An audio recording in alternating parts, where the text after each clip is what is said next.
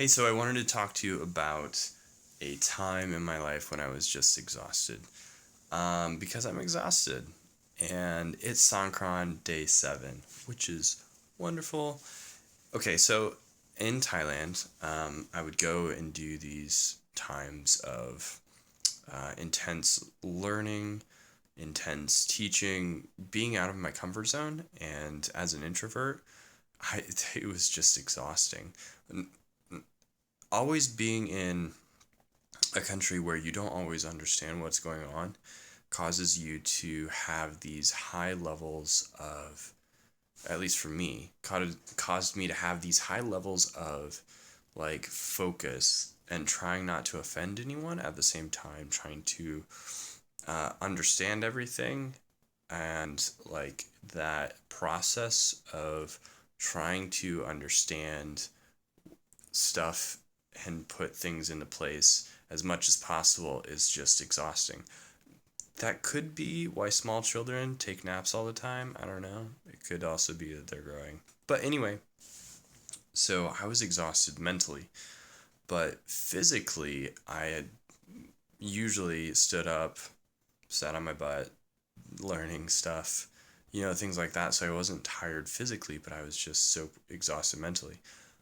That combination, for some reason, meant that I was not able to go to sleep.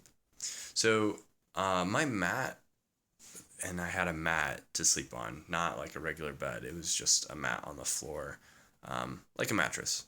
Um, but it allowed me to max out on push ups right before I went to bed. So, this is something that I would do if I was tired and couldn't sleep. I would do as many possible push ups as at once, which was usually around 25, which is kind of sad, I know.